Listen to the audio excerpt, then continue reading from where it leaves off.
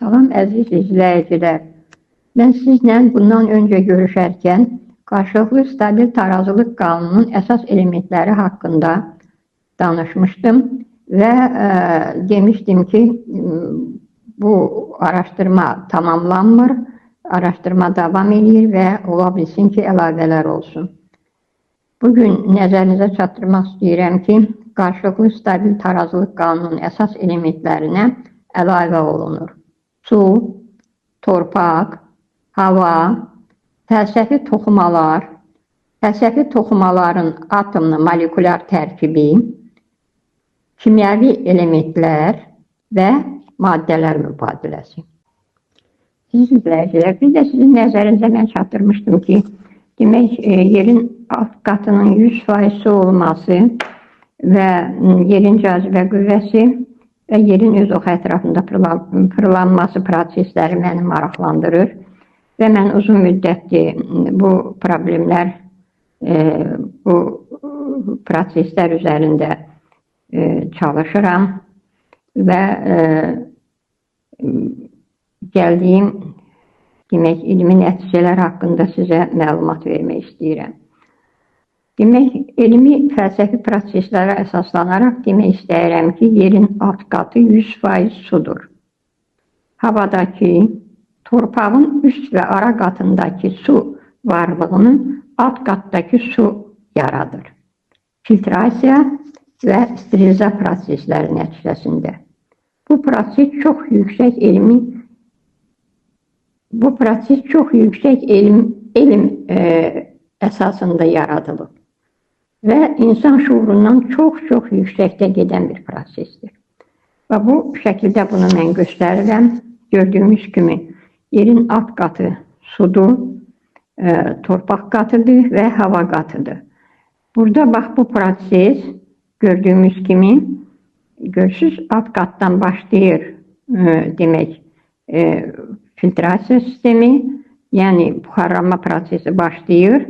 Demək, keçir torpaq sterilize olunur, su vasitəsilə, sonra havaya daxil olur, hava sterilize olunur, təmizlənir, təzədən yenə qayıdır torpaq təbəqəsinə, sonra torpaq təbəqəsi yenə də ona lazım olan bioloji, kimyəvi, fiziki proseslər həyata keçirmək üçün burada su demək öz funksiyasını yerinə yetirir və artıq olan su torpaq qatından ara qat vasitəsilə alt qata, demək, alt su qatına daxil olur. Və yenə də burada da su, baxmayaraq ki, alt qatda 100% sudur, su burada da yenə bioloji, fiziki, kimyəvi proseslərə məruz qalır. Sonra yenə filtrasiya, steriliza prosesləri nəticəsində bu torpaq qatına, torpaq qatında yenə deyirəm, steriliza, filtrasiya proseslərini həyata keçirərək hava qatına, hava qatında da həmən prosesləri həyata keçirərək təzədən demək olar ki, torpaq qatına və axırıncı su qatına daxil olur. Bu qida prosesi ümumilikdə bu formadadır. Və bu fəlsəfi bir prosesdir. Bu proses demək olar ki, sırf mən bunu çox demək bir alim kimi demək istəyirəm ki, bu proses fəlsəfi prosesdir və Allaha bağlı bir prosesdir. Və mən əlavə eləmək istəyirəm ki, yerin cazibə qüvvəsini yaradan, yəni hansı biofiziki prosesdir. Bunun haqqında da sizə məlumat vermək istəyirəm. Araşdırmalarım sona çatıb və nəzərinizə çatdırmaq istəyirəm ki, yerin cazibə qüvvəsini yaradan biofiziki proses yerin öz oxu ətrafında fırlanması prosesidir. Və mən demək istəyirəm ki, yerin öz oxu ətrafında fırlanması nəticəsində müəyyən təzyiq yaranır ki, bu fəlsəfi proses cazibə qüvvəsini yaradır. Buradan belə nəticəyə gəlir ki, yerin öz oxu ətrafında fırlanması sahəsində cazibə qüvvəsi yaranır. Yerin öz oxu ətrafında fırlanması prosesini həyata keçirən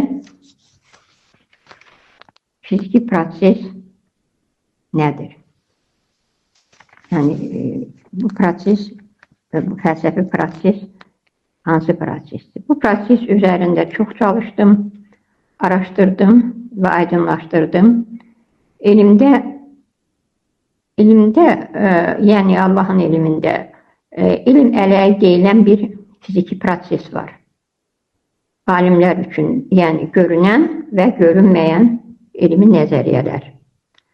Bu, yəni hansı alimlərə aiddir? Bu, o alimlərə aiddir ki, o alimlərin demək olar ki, elmi rəhbərləri Allahdır.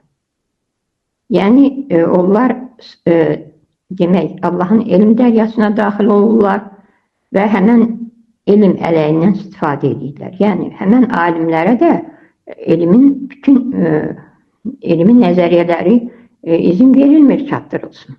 Yəni, lazımı qədər. Yəni, elm ələyindən cəmiyyət üçün görünən elmi nəzəriyyə keçir, alimlər üçün. Görünməyən elmi nəzəriyyə isə keçmir.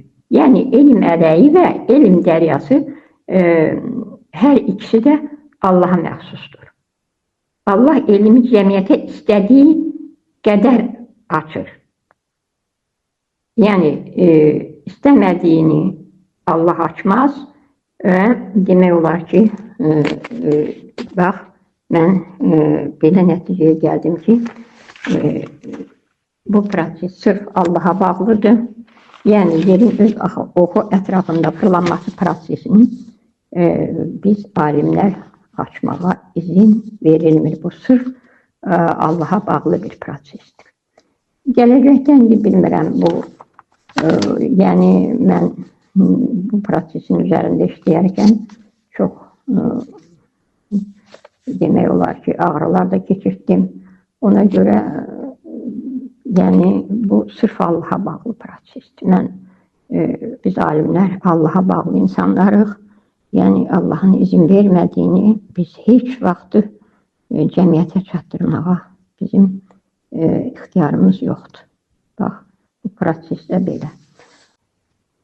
Əziz izləyicilər, bir də mən bu proseslə əlaqədar sizin nəzərinizə çatdıra bilərəm ki, belə bir araşdırma zamanı belə bir proseslə də qarşılaşdım. Yəni, bir dənə mən onu deyə bilərəm.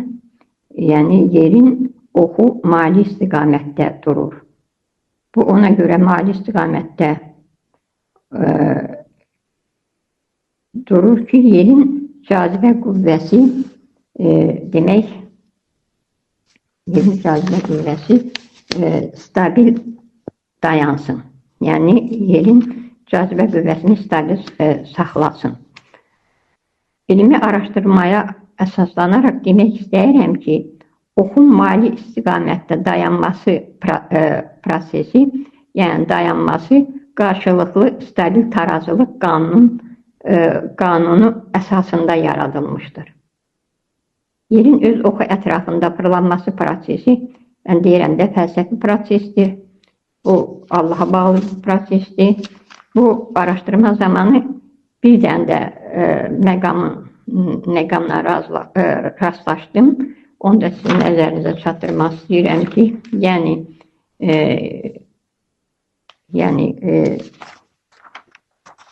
burada kontinentlərin